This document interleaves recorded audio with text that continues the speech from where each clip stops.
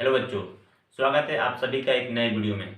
इस वीडियो में हम लोग जो है क्लास 10th के भौतिकी विज्ञान के विद्युत वाले चैप्टर से सभी फार्मूला तथा जितने भी इम्पोर्टेंट न्यूमेरिकल हैं जो बार बार एग्जाम में पूछे जा चुके हैं, उन सभी न्यूमेरिकल को हम इस वीडियो के अंदर सॉल्व करने वाले हैं।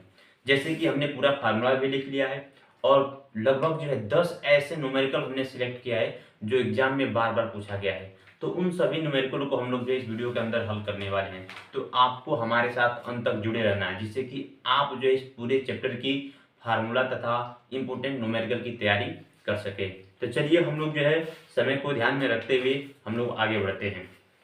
इस चैप्टर का जो सबसे जो पहले जो टॉपिक होगा रिवीजन के लिए हमारा सबसे जो पहला जो टॉपिक होगा उसका नाम है आवेश।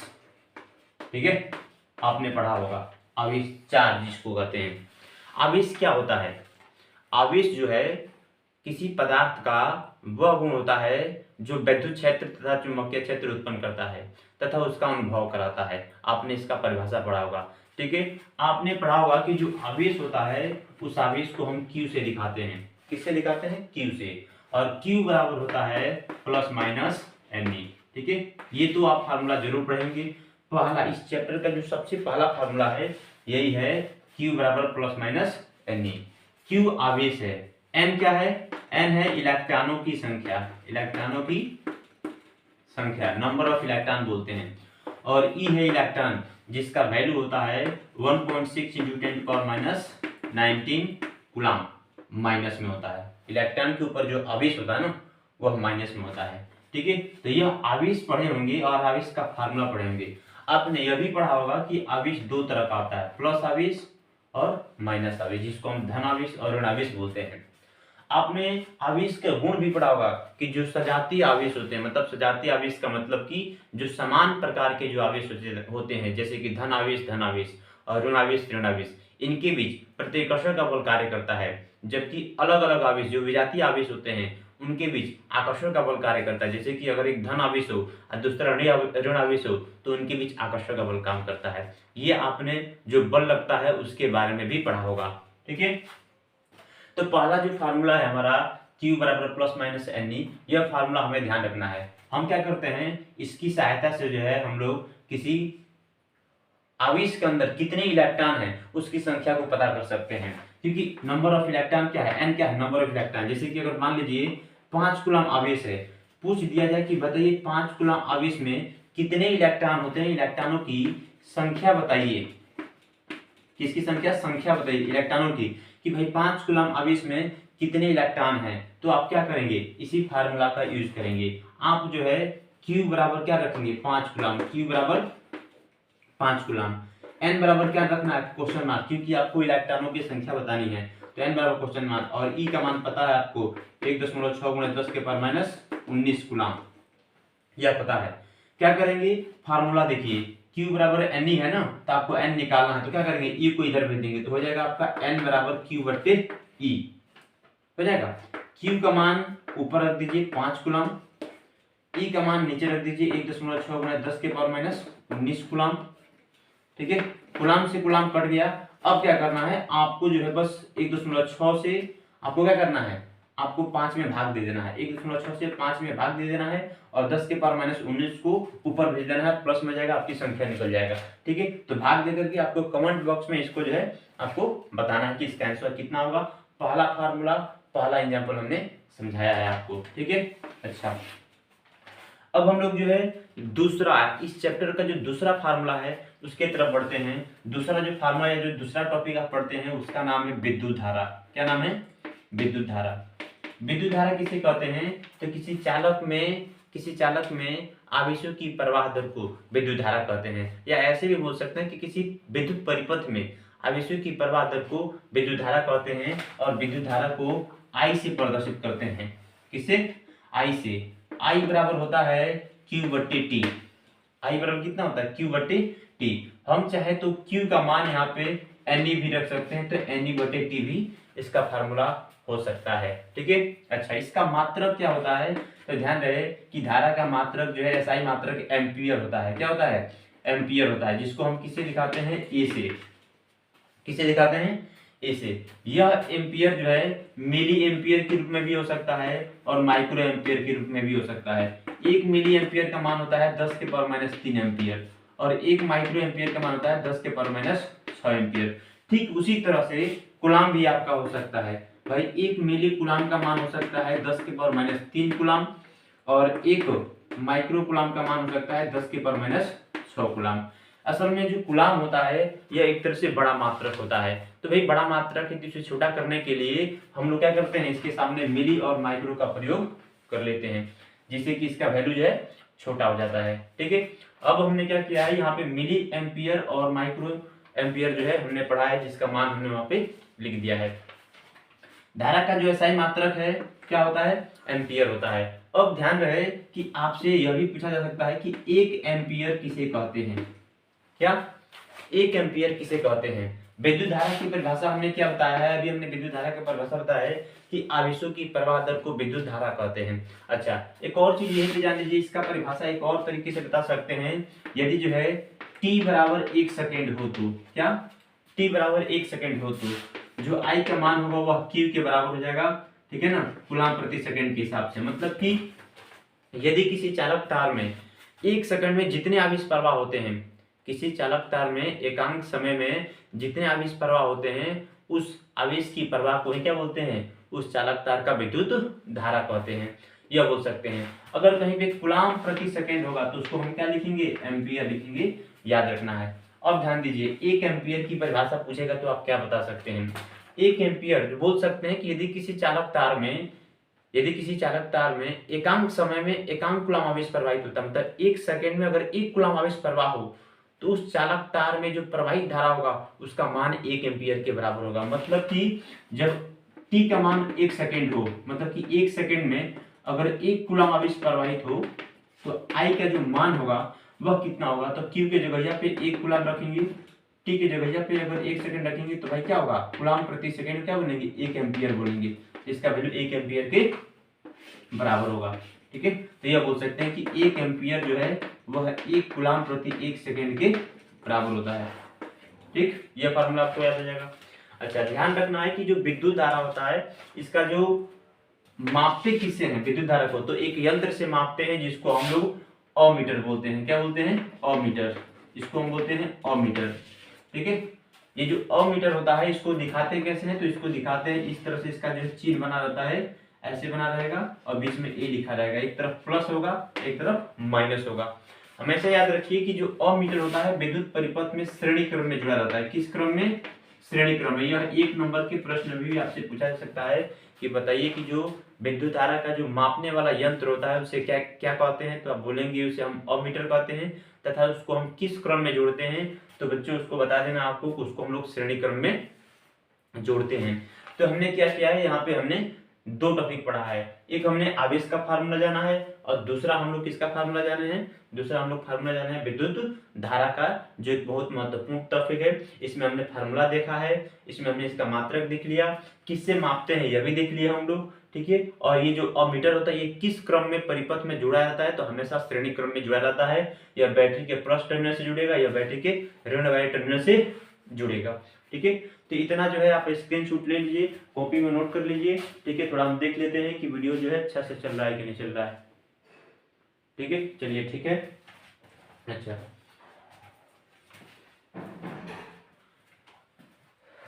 अब इसके आगे हम बढ़ते हैं।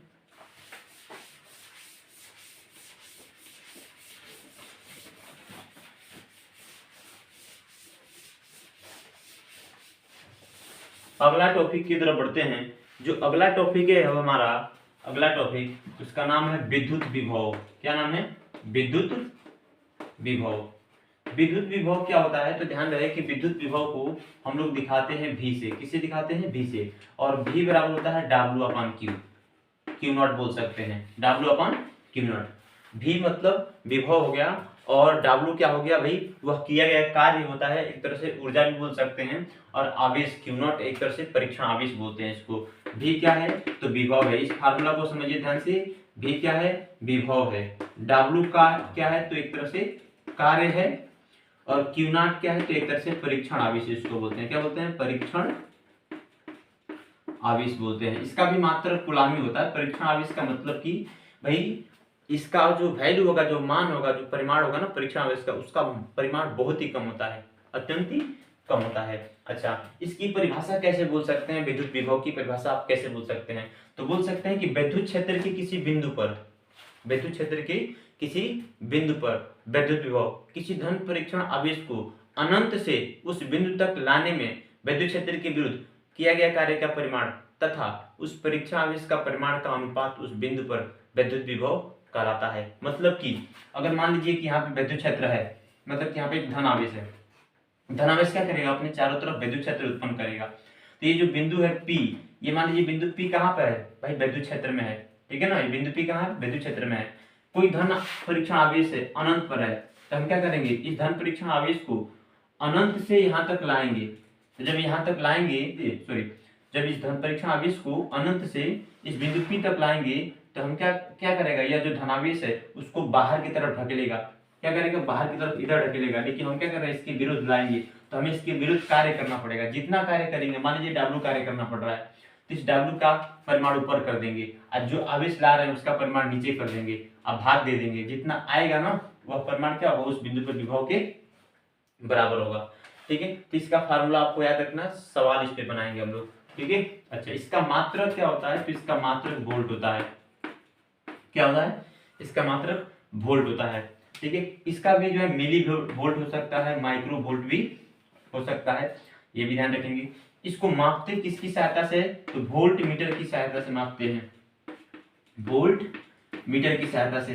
प्रतीक कैसा इसका होता है? तो ऐसा एक जीरो बनाएंगे, एक ऐसा लाइन खींचेंगे, बीच में भी लिख देंगे, एक तरफ प्लस एक तरफ माइनस।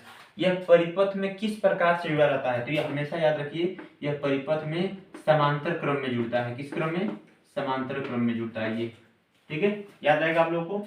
चलिए ठीक है, इतना याद कर लीजिए केवल विद्युत विभव के बारे में। अच्छा, विद्युत विभव के बारे में याद करने के बाद से आप जो है इसी में समझ लीजिए विद्युत विभवांतर। विद्युत विभवांतर, विद्युत विभवांतर क्या होता है? तो यह विद्युत क्षेत्र के बीच दो बिंदुओं के बीच, मतलब विद्युत क्षेत्र के किन्हीं दो बिंदुओं के बीच विभव का अंतर होता है। जैसे कि मान लीजिए कि यहाँ पे एक धन अच्छा, मान लीजिए यहाँ पे एक धनावेश है, तो यह धनावेश क्या करेगा? अपने चारों तरफ विद्युत क्षेत्र उत्पन्न करेगा। क्या करेगा भाई? विद्युत क्षेत्र उत्पन्न करेगा। तो यहाँ पे दो बिंदु है, एक बिंदु A है और एक बिंदु B है। ये दोनों बिंदु क्या है? विद्युत क्षेत्र में है। तो जब दोनों बिंदु विद्युत क्षेत्र में है, तो जहां पे विद्युत क्षेत्र होगा वहां पे विद्युत विभव भी होगा। क्या होगा? विद्युत विभव भी होगा। तो यहाँ पे मान लीजिए एक विभव है VA, यहाँ पे जो विभव मान लीजिए VB। अच्छा, इन दोनों बिंदुओं के बीच जो विभव का अंतर होगा, विभव का अंतर होगा, वह किसके बराबर होगा? तो किसी धन परीक्षण आवेश को एक बिंदु से, मतलब कि यहां से यहां तक लाने में किया गया कार्य का परिमाण तथा उस परीक्षण आवेश का परिमाण का अनुपात इन दोनों बिंदुओं के बीच विभवांतर के बराबर होगा। मतलब कि ध्यान से देखिए, यहां से यहां तक लाने में किसी धन परीक्षण आवेश को Q0 को लाने में क्या कार्य मान लीजिए W है, तो यह क्या होगा? W अपन Q0 का जो परिमाण होगा ना वह किसके बराबर होगा? तो इन दोनों बिंदुओं के बीच जो विभव का अंतर होगा, ठीक है ना, उसके बराबर होगा। मतलब VB माइनस VA के बराबर होगा। ठीक है, मतलब समझ लीजिए यहाँ पे 2 वोल्ट है, यहाँ पे मान लीजिए 4 वोल्ट है। ठीक है, तो यहां से यहां तक मान लीजिए लाने में भाई 10 जूल कार्य करना पड़ा। कितने आवेश को? तो मान लीजिए 2 कूलम आवेश को, 2 कूलम आवेश को यहां से यहां तक लाने में कितना कार्य करना पड़ा है?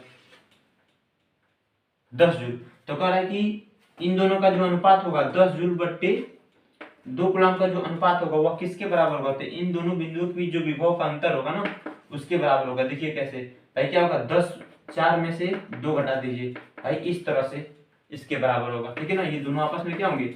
बराबर होंगे इस फार्मूला के अनुसार से। ठीक है, तो विभवांतर का फार्मूला याद रखिए आप लोग।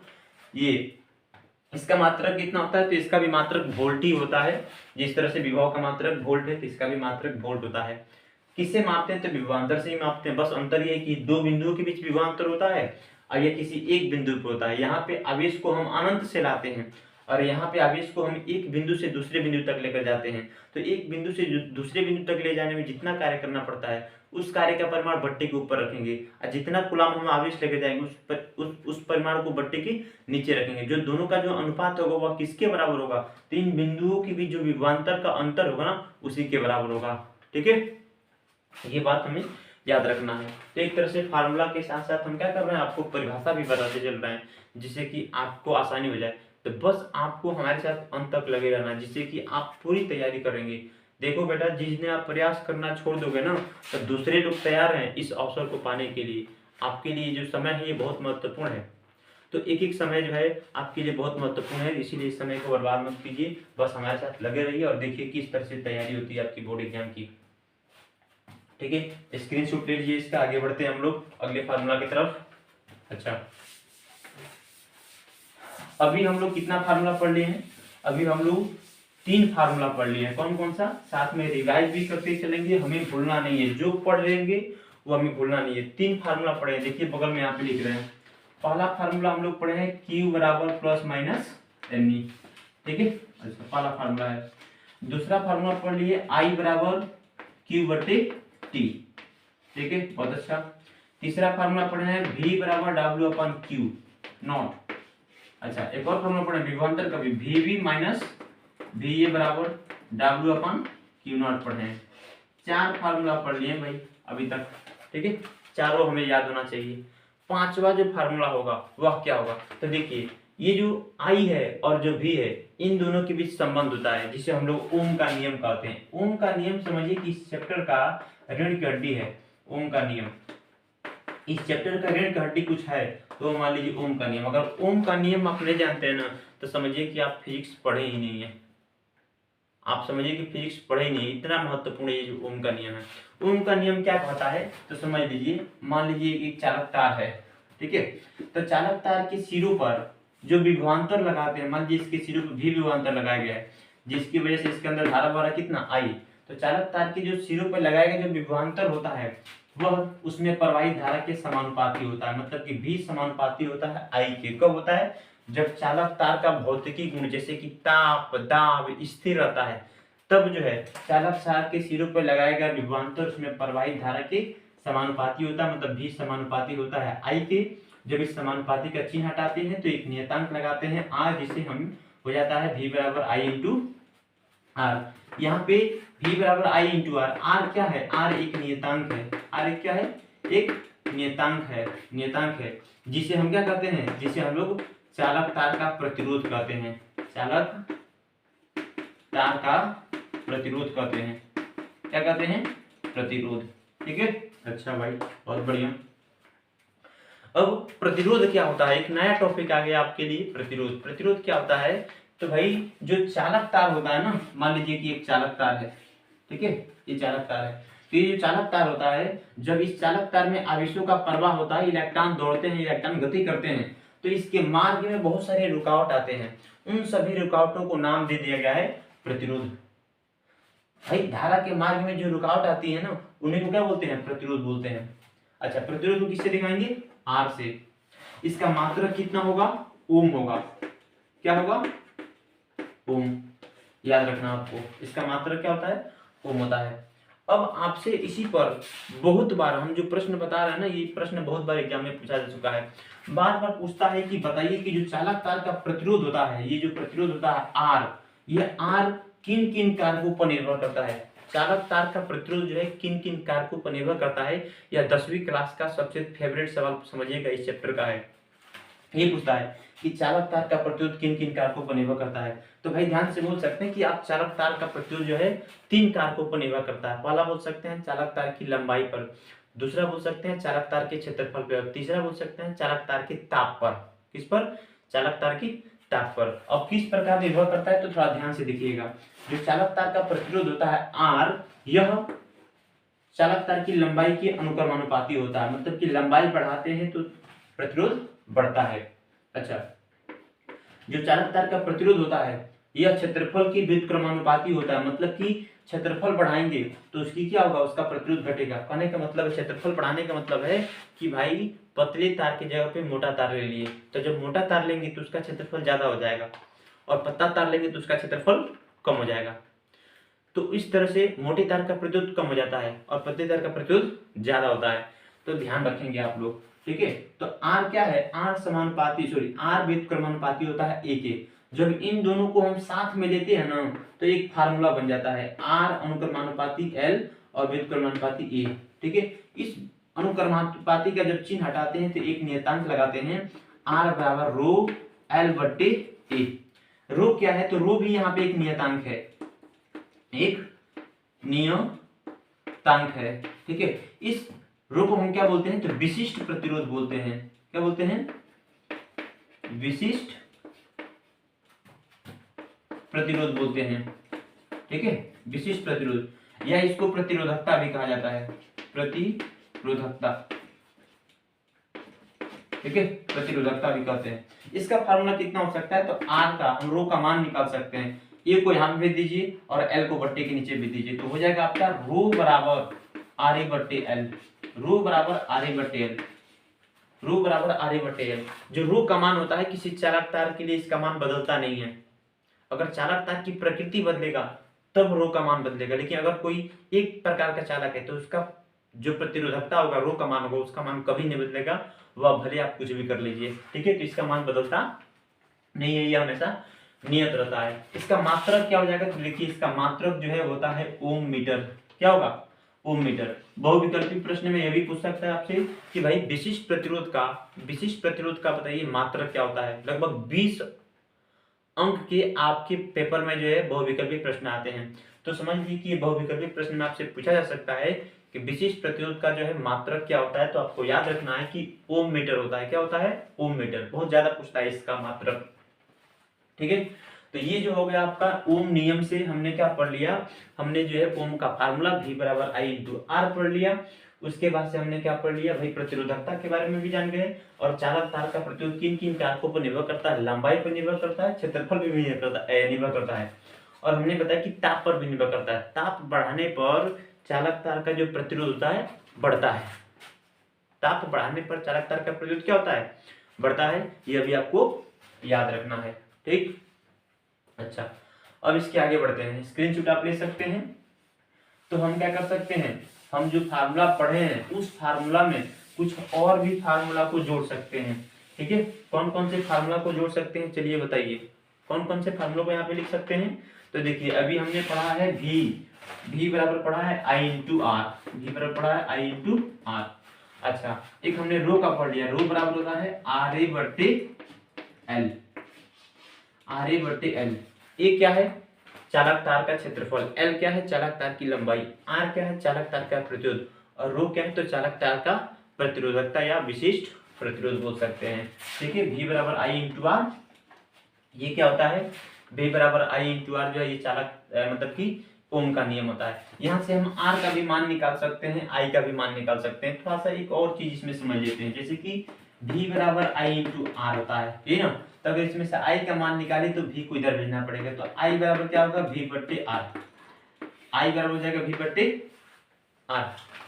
जो I का मान है क्या है, चालक तार के प्रतिरोध की व्युत्क्रमानुपाती है। मतलब कि अगर हम चालक तार के प्रतिरोध को क्या करते हैं, R के मान को बढ़ाते हैं तो धारा हमारा क्या होगा, धारा जो है I का जो मान होगा वह घटेगा। मतलब R बढ़ाने पर धारा क्या होगा, कम होगा। अगर कोई आपसे पूछता है कि चालक तार के प्रतिरोध को हम 1/2 गुना मतलब 1/2 कर देते हैं, आधा कर देते हैं, तो धारा कितना होगा, तो धारा जो है धारा 2 गुना बढ़ जाएगा। भाई R घटाएंगे तो क्या होगा, धारा बढ़ेगा, और R बढ़ाएंगे तो धारा कम हो जाएगा। अगर इसको 2 गुना कर देते हैं, 2R कर देते हैं, तो सीधा धारा आधा हो जाएगा। तो यह भी प्रश्न आपसे पूछा जा सकता है कि यदि किसी चालक तार में प्रतिरोध को 2 गुना कर देते हैं तो धारा क्या होगा, धारा जो है आधा हो जाएगा। यदि किसी चालक तार के प्रतिरोध को आधा कर देते हैं तो धारा का मान क्या होगा, धारा का मान 2 गुना हो जाएगा। ठीक है, इस तरह से भी न्यूमेरिकल में मतलब कि एक नंबर के प्रश्न में ऐसे क्वेश्चन भी आते हैं। ठीक है, आपको ऐसे भी क्वेश्चन को ध्यान रखना है। ठीक, चलिए यह भी हो गया, काफी महत्वपूर्ण था। किस तरह से देखिए हम आपको पूरी तरह से जो है बताते चलेंगे कि आपके एग्जाम में किस तरह से प्रश्न जो है पूछा जा सकता है। ठीक है, यह भी आप साथ में जो है जानते चल रहे हैं। ठीक है, अब जो हम R पढ़े हैं, देखिएगा ध्यान से, जो हम R पढ़े हैं ना, R ये किसका होता है, तो चालक तार का प्रतिरोध होता है। तो ऐसे चिन्ह के बारे में थोड़ा हमें ध्यान रखना पड़ेगा। इस तरह का जो चिन्ह होगा ना उसको हम बोलते हैं प्रतिरोधक। क्या बोलते हैं, इसको क्या बोलते हैं, प्रतिरोधक। ठीक है, प्रतिरोधक बोलते हैं। इस प्रतिरोधक का एक प्रतिरोध होता है, क्या होता है, प्रतिरोध, जिसको हम R से दिखाएंगे। मतलब कि जो चालक तार का जो प्रतिरोध है किससे दिखाएंगे, R से दिखाएंगे। अब ये जो प्रतिरोधक जो होते हैं ना, ये दो क्रम से जोड़े जाते हैं। परिपथ में दो तरीके से जोड़ सकते हैं प्रतिरोधकों को। किस तरह से? तो भाई जोड़ने के लिए जो संयोजन होता है ना, संयोजन, प्रतिरोधों का जो संयोजन होता है वह दो प्रकार का होता है। एक होता है श्रेणी क्रम संयोजन, श्रेणी क्रम संयोजन। दूसरा होता है समांतर क्रम संयोजन, समांतर क्रम संयोजन। ठीक है।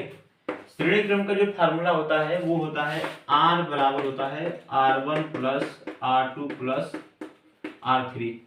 जितने भी प्रतिरोधक लगेंगे सब उसको ऐसे ही जोड़ते चले जाएंगे।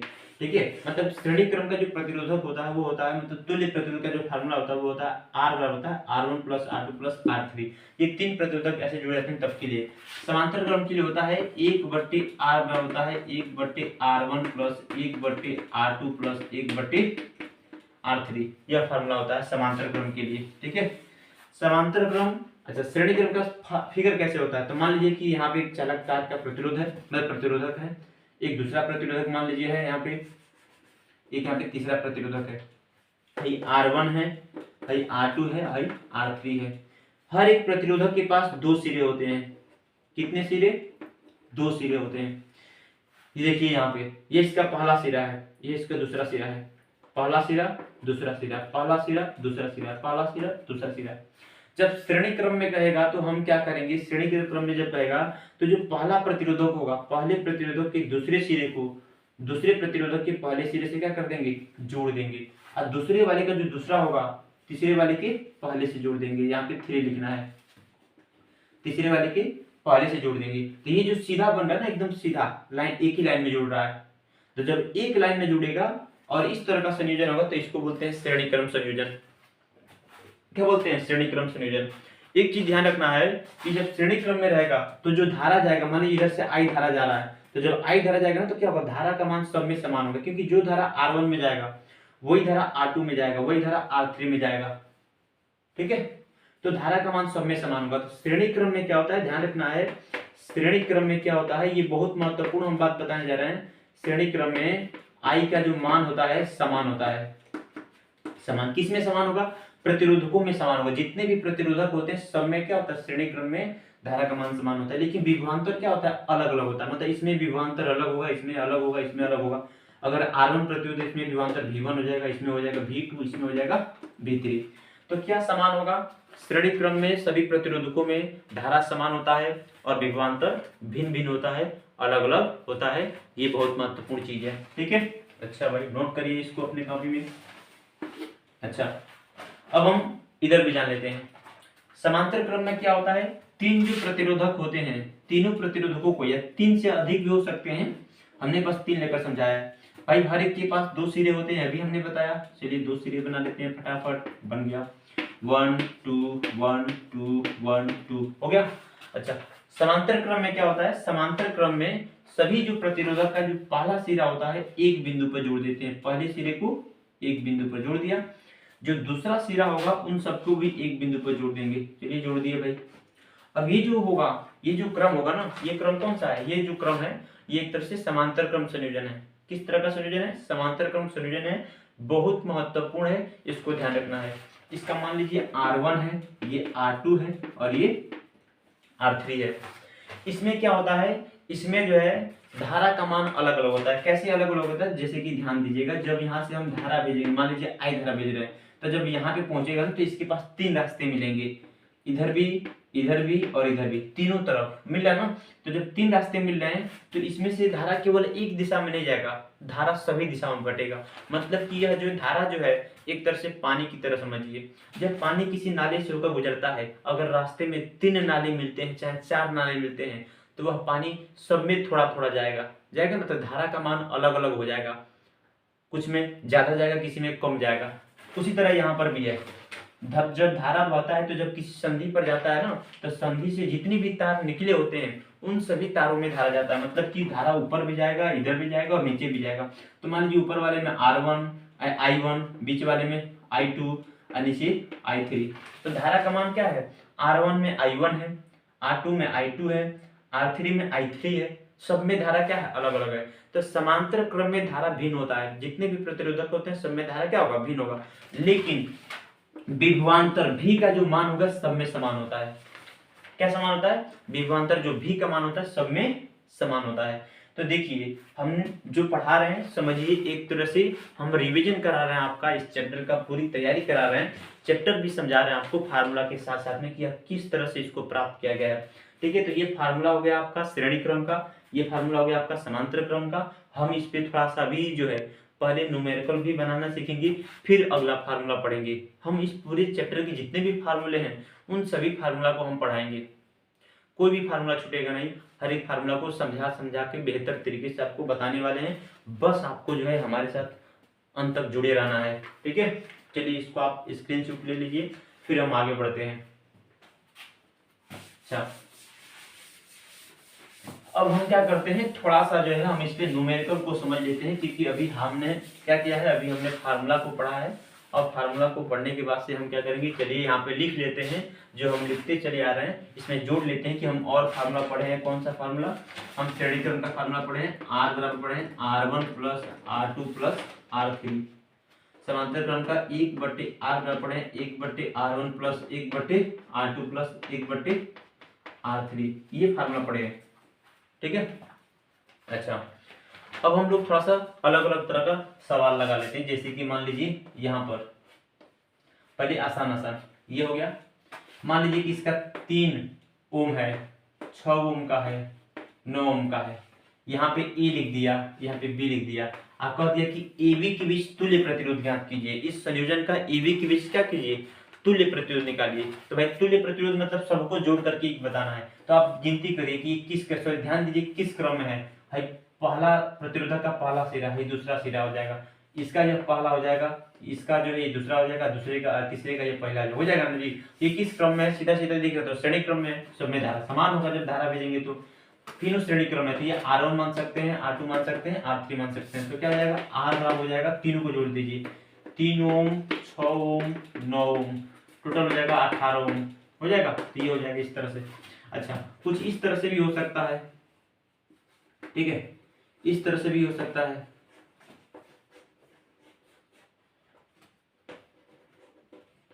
चलिए यहाँ पे थोड़ा बड़ा बनाते हैं इसको, ये हो गया, यहाँ पे ए हो गया, यहाँ पे बी हो गया। आपको थोड़ा सा जो है घुमाने के लिए दे सकता है, 6 ओम है, 6 ओम है, 2 ओम है, 3 ओम है, 8 ओम है। ठीक है, अब ये किस क्रम में है, अभी भी यह श्रेणी क्रम में है, क्योंकि बस ये घुमाव है, दो तार इसमें नहीं है। देखिए क्या होगा, जब यहाँ से धारा भेजेंगे ना, तो धारा क्या होगा, ऐसे जाएगा, आगे बढ़ेगा, फिर नीचे आएगा, फिर इधर जाएगा, फिर इधर जाएगा, ऐसे घूमेगा, घूमेगा ना, एक ही तार है भाई, तार इसमें अलग से नहीं जुड़े हुए हैं। तो ये सब किस क्रम में, श्रेणी क्रम में, क्योंकि सब में धारा जो है समान होगा, सबको जोड़ देंगे तो कितना हो जाएगा, R बराबर देखिए 6 ओम हो जाएगा, प्लस 6 ओम हो जाएगा, प्लस 2 ओम हो जाएगा, प्लस 3 ओम हो जाएगा, प्लस 8 ओम हो जाएगा। सबको जोड़ करके हम आंसर लिख देंगे, हमारा वही आंसर हो जाएगा। तो ये हो जाएगा श्रेणी क्रम संयोजन। कौन सा क्रम, श्रेणी क्रम संयोजन का। अच्छा, समांतर क्रम में ऐसे हो जाएगा भाई, इस तरह से समांतर क्रम संयोजन होता है, आपको पता ही है। 3 ओम मान लीजिए, 6 ओम मान लीजिए, 9 ओम मान लीजिए, कुल इस AB के बीच, मान लीजिए यहाँ पे A है और यहाँ पे B है, AB के बीच तुल्य प्रतिरोध निकालना। तुल्य मतलब सबको जोड़ करके एक बना देना है, तो सबको जोड़ना है। ये मान लीजिए R1 है, ये मान लीजिए R2 है, ये मान लीजिए R3 है। कभी भी जब आपको प्रतिरोधक दिया हुआ ऐसा, तो आपको R1 R2 R3 मान के ही बनाना है। अच्छा, क्या करेंगे, समांतर क्रम का सूत्र क्या है भाई, समांतर क्रम में है ना, तो समांतर क्रम का सूत्र होता है 1/R, 1/R। तो 1/R बराबर होता है 1/R1 plus 1/R2 plus 1/R3। 1/R1 का मान, R1 का मान कितना है 3 ओम, R2 का मान कितना है 6 ओम, और R3 का मान कितना है 9 ओम। सबका लघुत्तम निकालेंगे तो 9 ही निकलेगा, भाग देंगे तो 3 बार में जाएगा, इससे भाग देंगे तो भाई, अरे बाप, लघुत्तम 9 नहीं होगा। अच्छा, इन सबका लघुत्तम निकालेंगे तो कितना होगा, तो चलिए लघुत्तम निकाल लेते हैं। 3, 6, 9 का लघुत्तम एक बार में, 2 बार में, 3 बार में होगा भाई। 3 गुना 6 36 18, 3 गुना 6 36 18, लघुत्तम हो जाएगा 18। भाग देंगे तो 6 बार में, 6 ऊपर लिखेंगे, इससे भाग देंगे तो भाई 3 बार में, इससे भाग देंगे तो 2 बार में। सबको जोड़ लेते हैं, 5 5 6 5 11, 11/8 18 1/r का मान हुआ हो ना। हमें r का मान निकालना है तो r को ऊपर भेजेंगे तो r ऊपर जाएगा तो 1 नीचे आएगा तो भाई हो जाएगा r बट्टे के नीचे 1 नहीं लिखेंगे, ये चला जाएगा ऊपर, ये नीचे, तो 18/11 हमारा इसका आंसर होगा। ओम लिखेंगे, क्या लिखेंगे? ओम। ठीक है, तो इस तरह से सवाल को सॉल्व करना है। ठीक है, तो इसी तरह से आपको ध्यान रखना है। ठीक है, चलिए इसको मिटाते हैं और हमें एक न्यूमेरिकल देते हैं, आपको सॉल्व करके कमेंट में बताना है, या थोड़ा सा हम मिक्स प्रकार का पढ़ लेते हैं। क्या था, इसमें केवल श्रेणी क्रम में था और एक में केवल समांतर क्रम में था, लेकिन जब दोनों ही एक साथ दिया रहेगा तो हम कैसे सॉल्व करेंगे। जैसे कि यह वाला मानिए, यह वाला मानिए, हम थोड़ा कठिनाई की तरफ बढ़ते हैं, ऐसे ही हो, इसी में ऐसे दिया हो, ठीक है, तब आप क्या करेंगे भाई, ऐसे दिया है, देख रहे हैं, इस तरह से दे दिया है। ठीक है, ये अब आपको तुल्य प्रतिरोध निकालना है। क्या निकालना है? AB के बीच तुल्य, सबको जोड़ करके एक बना देना है, सबके जोड़ करके एक बना देना है। हम क्या करेंगे, यह मान लीजिए 3 ओम दिया है, यह मान लीजिए 3 ओम दिया है, यह 6 ओम दिया है, यह 3 ओम दिया है, यह भी 3 ओम दिया है। ठीक है, क्या बोल दिया, बोल दिया AB के बीच तुल्य प्रतिरोध निकालिए। तो क्या करेंगे, आप यहाँ से धारा भेजेंगे, क्या भेजेंगे? धारा। तो जब धारा भेजेंगे तो धारा क्या होगा, बटेगा, ऊपर जाएगा धारा I1, इधर जाएगा I2 और इधर जाएगा I3, धारा बटा, इसको हम R1 मान लेते हैं, इसको हम R2 मान लेते हैं, इसको हम R3, R4 और R5। अच्छा, जब धारा जाएगा तो देखिए, जब धारा बटा है ना, तो जब धारा बचा है तो इस वाले शाखा में, इस वाले शाखा में, इस वाले शाखा में, मतलब कि इसमें एक प्रतिरोधक होना चाहिए, इसमें भी एक होना चाहिए और इसमें भी एक होना चाहिए। जब एक एक होगा तो सबको क्या कर देंगे, समांतर क्रम में जोड़ेंगे, मतलब ये तीनों शाखाएं एक दूसरे के समांतर में होंगी। किसमें होंगी? समांतर में। तो अंदर देखना कि एक एक प्रतिरोधक की दो है कि दो से ज्यादा है। तो जब हम अंदर चल के देखते हैं तो इसके अंदर दो प्रतिरोधक, कितना प्रतिरोधक है? 2। तो जब ये I1 जाएगा तो I1 क्या होगा, I1 जो है पहले वाले में भी जाएगा और मतलब कि दूसरे वाले में भी जाएगा, R2 में भी जाएगा। तो ये दोनों किस क्रम में हो जाते हैं, ये दोनों ही अंदर वाले श्रेणी क्रम में हो जाते हैं। तो इन दोनों को पहले श्रेणी क्रम में जोड़ लेंगे। तो पहले इन दोनों का जो तुल्य प्रतिरोध निकालेंगे तो हो जाएगा R' हो जाएगा R1 प्लस R2, 3 और 3 में कितना हो जाएगा, 6, 3 ओम प्लस 3 ओम। ठीक है, तो R' हो जाएगा 6 ओम। ठीक है, इन दोनों को जोड़ लिए। अच्छा, नीचे देखेंगे तो नीचे में, मतलब बीच वाले में क्या है, बीच वाले में देखेंगे तो एक ही प्रतिरोधक है, लेकिन नीचे देखेंगे तो भाई दो प्रतिरोधक है। तो नीचे वाला भी जोड़ लेंगे। ये किस क्रम में, तो ये भी श्रेणी क्रम में ही होंगे, 3 ओम के ये भी हैं। तो हम क्या कर लेंगे, R', क्या निकालेंगे, R'। थोड़ा सा हम कलर चेंज कर लेते हैं, हम यहाँ पे कलर चेंज करते हैं, व्हाइट का इस्तेमाल करते हैं। ठीक है, तो R' का मान कितना हो जाएगा, इन दोनों को जोड़ेंगे तो भाई अभी हो जाएगा 3 ओम प्लस 3 ओम, कितना हो जाएगा, 6 ओम हो जाएगा। फिगर चाहे तो थोड़ा सा बदल सकते हैं आप, क्या, क्योंकि ऊपर वाले में भी एक हो गया, कोई दिक्कत नहीं है, ऐसे कर लेते हैं, ऊपर वाले में एक, बीच वाला एक है, ये है, और नीचे वाला भी एक हो गया। ठीक है, ऐसे बना दीजिए, बन गया ये कितना हो गया, 6 ओम, ये कितना है 6 ओम, ये कितना है 6 ओम। अब ये तीनों किस क्रम में हो गए, समांतर क्रम में हो गए, क्योंकि सब में क्या है, एक एक प्रतिरोधक है। तो क्या कर देंगे, अब जो है इन तीनों का तुल्य प्रतिरोध, ये क्या है, ये R' है, ये क्या है, तो ये R3 है, ये क्या है, तो R' है। सबको क्या कर दिए, समांतर क्रम में जोड़ दिए। किस क्रम, समांतर क्रम। तो 1/R ना हो जाएगा 1/R' plus 1/R3 plus 1/R', कितना, 1/6 प्लस 1/6 प्लस 1/6, लघुत्तम सबका 6 होगा, जोड़ देंगे सबको 3, 1/2 मिलेगा, क्या मिलेगा, 1/2। तो 1/R बराबर क्या मिला, 1/2। हमें क्या करना, R का मान निकालना है। R का मान निकालने के लिए इसको ऊपर भेजेंगे, इसको नीचे, तब क्या होगा, जब इसको ऊपर भेजेंगे और इसको नीचे तो यह अपने आप ऊपर चला जाएगा, यह नीचे आ जाएगा। तो R बराबर हो जाएगा 2, क्या हो जाएगा, 2। मतलब कि इन सबको जोड़ लेंगे और जब हम एक प्रतिरोधक बनाएंगे तो इन सबका जो परिमाण आएगा वह कितना आएगा, वह 2 ओम आएगा। कितना आएगा, 2 ओम। मतलब इन सबको जोड़ने पर कुल कितना प्रतिरोध है इसके अंदर, तो कुल जो प्रतिरोध होगा वह कितना होगा, वह 2 ओम का होगा। एक और चीज ध्यान दीजिएगा, जो 2 ओम है ना, इसमें देखिए 3 ओम का है, यह 3 ओम का है, 6 ओम का है, 3 ओम का, 3 ओम का है।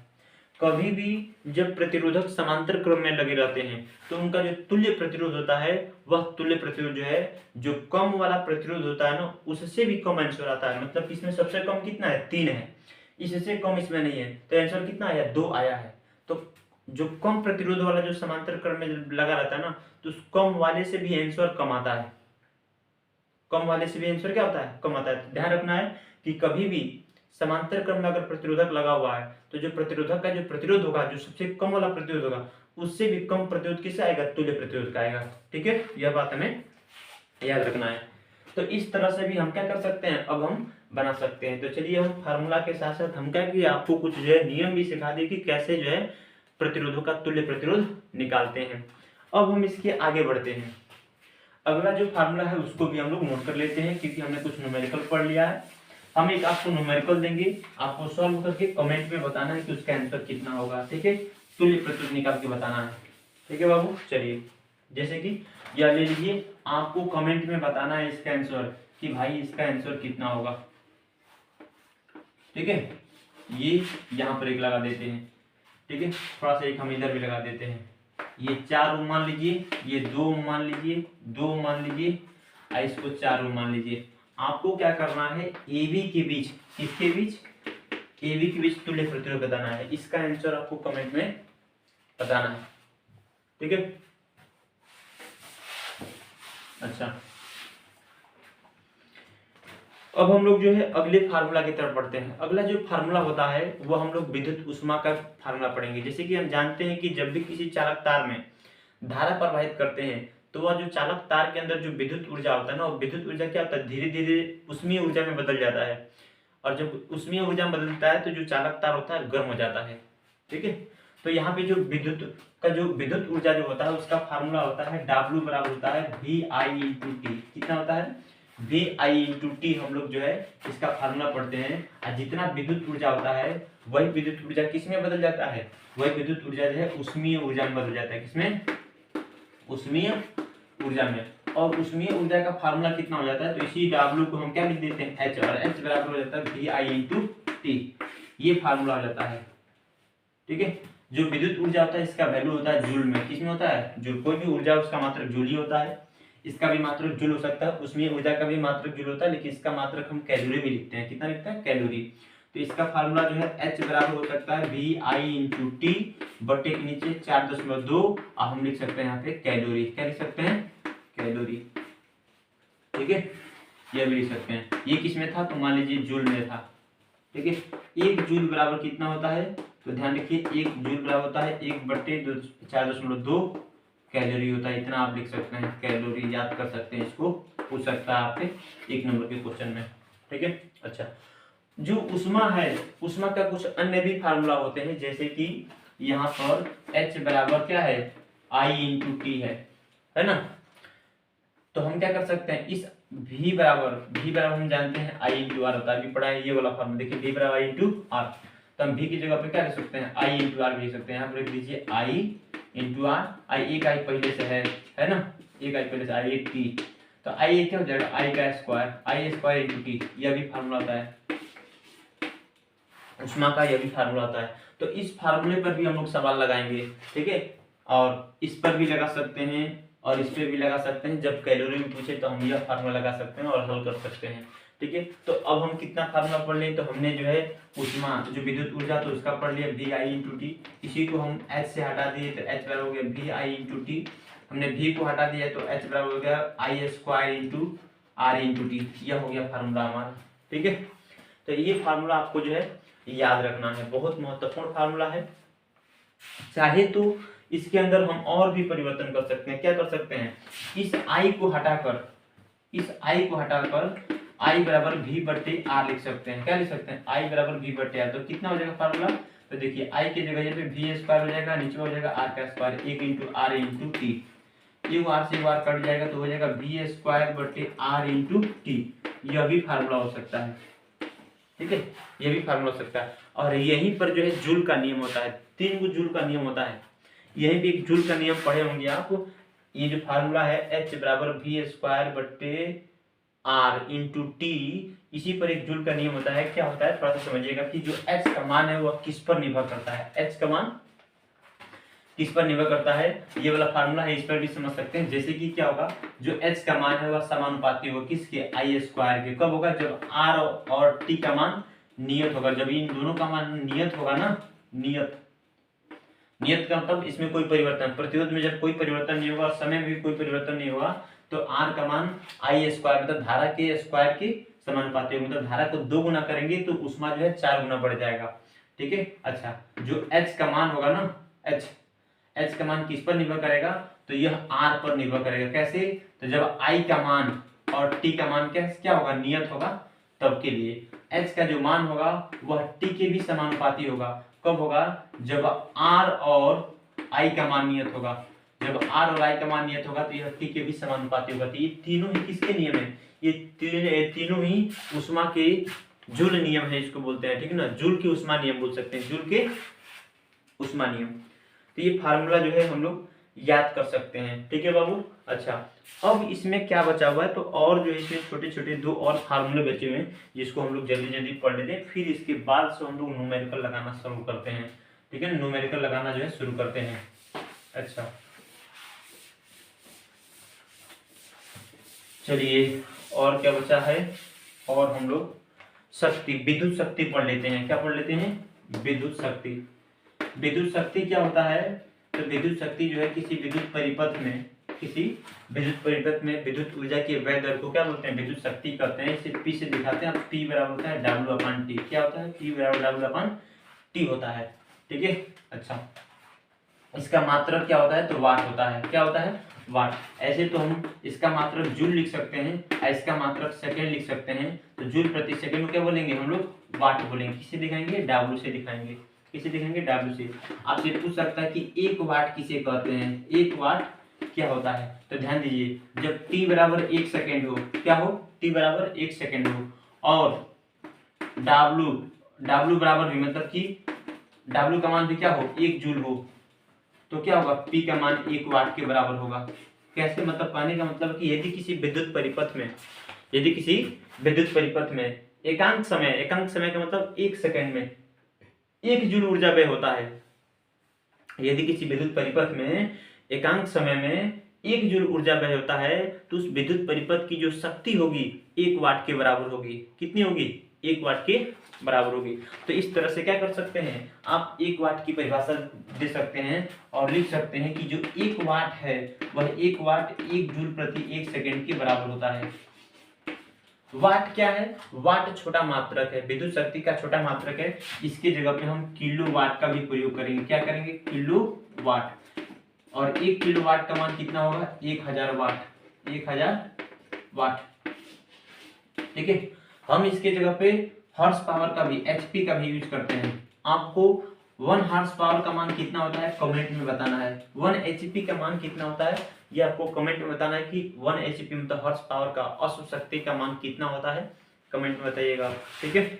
ये आपके लिए हम छोड़ रहे हैं। अच्छा, तो ये हो गया आपका विद्युत शक्ति का फार्मूला हो गया, जिसको हम यहाँ पे जोड़ सकते हैं। यहाँ पे अगर नहीं दिख रहा हो तो ध्यान दीजिएगा, आप लोग लिख लीजिएगा इसको। P बराबर जो है W/T लिख दे रहे हैं, ठीक है। अच्छा, क्या इसका और फार्मूला हो सकता है, हाँ, और फार्मूला भी हो सकता है, क्योंकि हमने W का मान यहाँ पे रख सकते हैं। W बराबर क्या होता है, VI/T, पता है इतना, तो हम क्या कर देते हैं, यहाँ पे रख देते हैं। तो जब रखेंगे आप तो मिलेगा P बराबर, W का मान है VI/T, बट्टे के नीचे T से T खत्म, P बराबर क्या मिलेगा, V/I। यह भी फार्मूला है। P बराबर VI क्या, P बराबर V/I, यह फार्मूला है। किसका फार्मूला है, विद्युत शक्ति का है।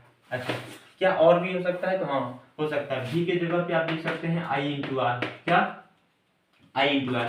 जब P की जगह पे I/R रखेंगे, V की जगह पे जब I/R रखेंगे तो हो जाएगा I/R, और एक पहले से I है तो I का स्क्वायर इंटू R, मतलब कि I का स्क्वायर इंटू R, यह हो सकता है।